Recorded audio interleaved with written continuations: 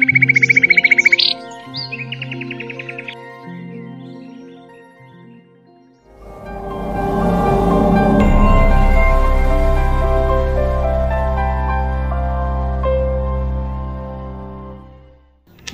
बंधुगण, घर वैद्य चैनल ले आपण मानक स्वागत। आसंतु आज आमे जानिबा स्वप्न दोष कौन और तार प्रतिकार। रात्रि रे सोईथिबा समय रे कोनोसी उत्तेजित स्वप्न देखिले किंबा अजाणतारे आपे आपे लिंग और जोनिरु बीर्जस्खलित होइथाय। सकाळ देह दुर्बल लागे, एहाको स्वप्न दोष कहते। उभय बहु युवक युवती एही स्वप्न दोष रे शिकार होइथांती। स्वप्न दोष हेउथिले जड़ीबूटी हेउ बा द्रव्य गुण हेउ निहाती एहार प्रतिकार व्यवस्था करिवे। एहा विलंब कले देहरे बहुत क्षति होइथाय।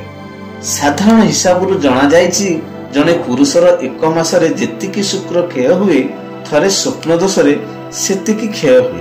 जदि प्रतिदिन एही परि हुए तार आयुष कमी जाय, ध्वज भंग, धातु क्षय, रक्तहीनता आसे।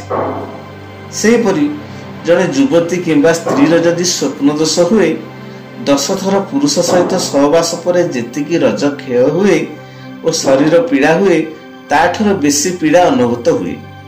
एही परे प्रतिदिन हेले स्त्री को काल पुरुष आक्रमण करे, से दुर्बल हो जाए।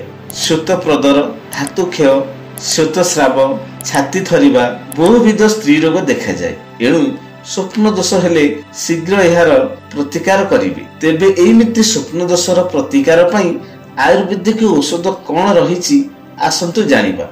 अविवाहित युवक युवती मानकु स्वप्न दोष हेउथिले रात्रि रे लघु पथ्य खाइबे। गरिष्ठ खाद्य यथा माछ, मांस, अंडा खाइबे नाही।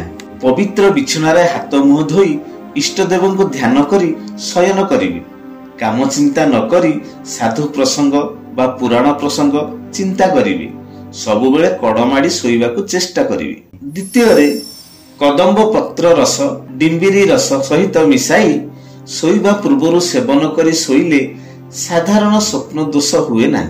तृतीय रे रात्रि रे अमृत भंडा सिजा खाई सोइला बेले मिश्री शरबत पीले रज बीर्ज क्षयकारी स्वप्न दोष हुए नाही। चतुर्थ रे सोइला बेले शिवंक पूजा रे लगा जाइथिबा बेलपत्र को मुंड ऊपर रखंतु।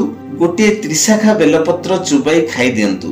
रात्रि स्वप्न दोष हेब नाही। पंचम रे रात्रि हलदी लगाई सोइले स्वप्न दोष हुए नाही। षष्ठ रे अस्वस्थ फल को छाई रे सुकाई चूर्ण करी रखिबो। सेतिरे 2 गुण मिश्री मिसाई दैनिक 10 ग्राम मात्रा रे चूर्ण नेई गाय क्षीर किंबा पानी रे मिसाई सेवन कले असाध्य स्वप्न दोषरु मुक्ति मिलिथाय। धातु क्षय पई मध्य एई औषध फलप्रद अटे।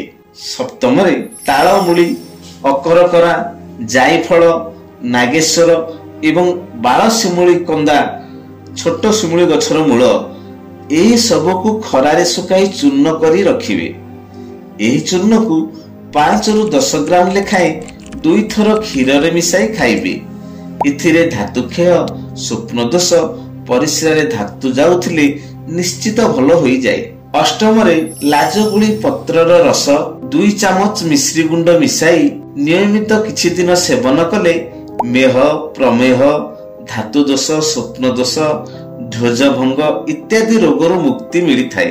नवम रे दुबघास चेर, पौड़ मंजी रस, अँला, श्री कपूर समस्त समभाग रे पुरुणा गुड़ सह मिसाई कोली मंजी परि बटिका करिवो। राति रे सोइबा पूर्वरु पैड़ पानी सहित सेवन कले स्वप्न दोष बंद होई थाए। दशम रे शिमुली मूल चूर्ण, बंग भस्म, कबाक चीनी, गुलुची बा गिलोई 5 ग्राम मात्रा अँला रस सहित सकाळे और राति भोजन परे खाइले स्वप्न दोष भल होई थाए। 11 रे घी कुआरी रस रे पान गछर चेर बाटी मिश्री सहित प्रतिदिन सकाळे और राति रे 7 दिन सेवन कले स्वप्न दोष दूर हुए।